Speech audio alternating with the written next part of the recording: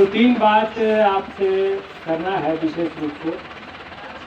अभी आपने सुना है, अखबारों में देखा होगा, 3 किसान विरोधी कानूनों की चर्चा पूरे देश में हो रही है और पूरे देश का किसान इस बात को लेकर के लड़ रहा है। मोदी सरकार जो अभी 3 कानून ले आई है वो पूरे खेती के चरित्र को बदल देगा। खेती में कंपनी राज को लाने का कानून लेकर के आ गए।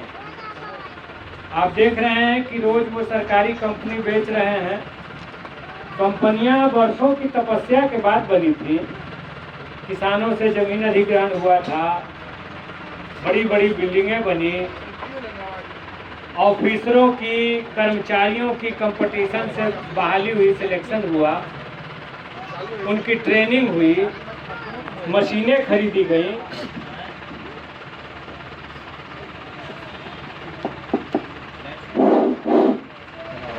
तब जाकर के कोई कंपनी खड़ा हुई और नरेंद्र मोदी जी रोज रोज सरकारी कंपनियों को बेच रहे हैं।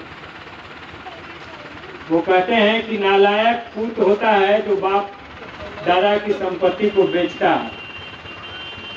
और मोदी जी रोज रोज देश की बहुत ही मेहनत से बनाई गई संपत्ति को बेच रहे हैं और बेच करके 8,000 करोड़ का अकेले जहाज खरीद रहे हैं कि उस पर केवल प्रधानमंत्री चलेंगे। और इसी तरह से ऐश मौज पर मंत्रियों के, प्रधानमंत्री के, अफसरों के दुनिया भर का पैसा खर्च हो रहा है। रोज सरकारी कंपनी बेचते बेचते अब बात यहाँ आ गई कि रेल भी बेचने लगे। रेल भी प्राइवेट होगा, अडानी अंबानी का रेल चलेगा। हम लोगों ने ये कहा, हेलो,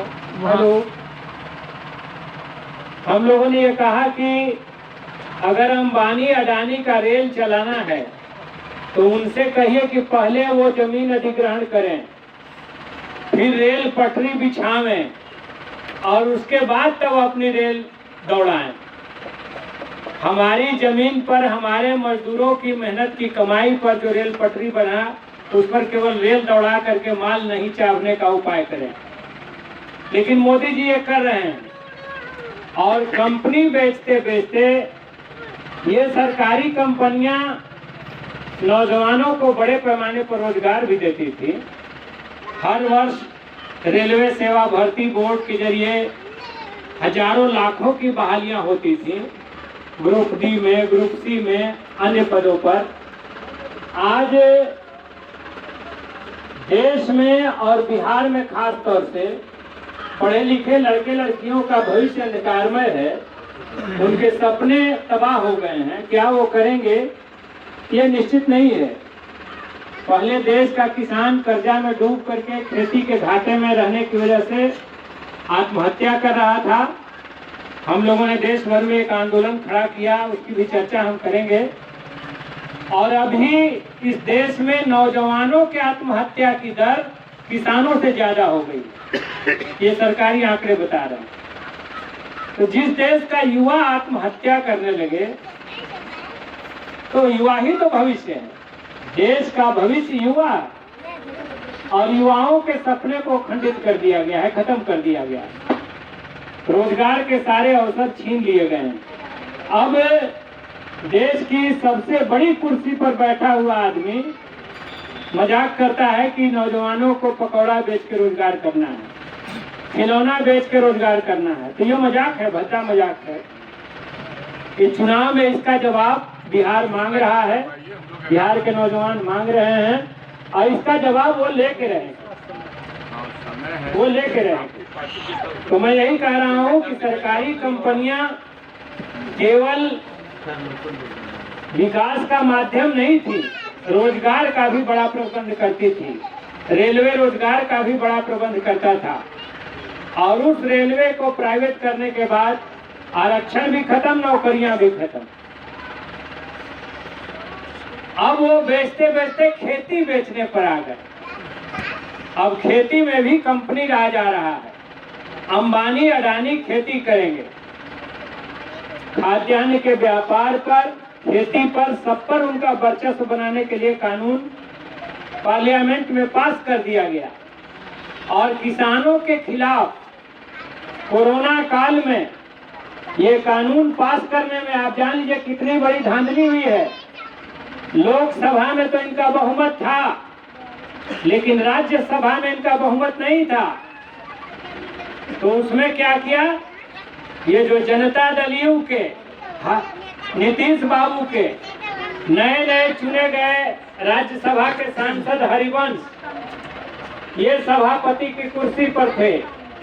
इनके बारे में 2 दिन पहले मोदी जी ने कहा था कि बड़ा अच्छा रेफरी है, ये बड़ा अच्छे अंपायर हैं। और इस अंपायर ने अपनी अंपायरी दिखा दी। किया क्या, जब ये किसानों के खिलाफ तीनों कानून पेश हुए राज्यसभा में भाजपा एनडीए को बहुमत नहीं था। इन्होंने राज्यसभा टीवी को ऑफ करवा दिया कि आप न देखिए उसको। अब इसी बीच में मेज थपथपवा करके उसको पारित कर दिया कि पारित हो गया बहुमत।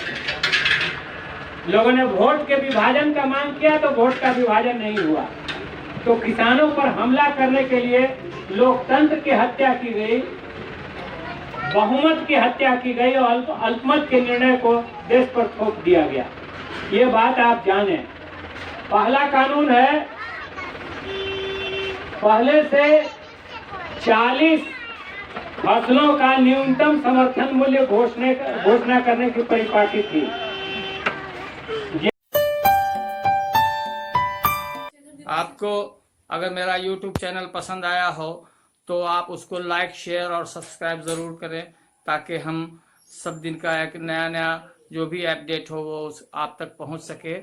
हमारे लगातार चैनल को देखने के लिए बहुत बहुत धन्यवाद।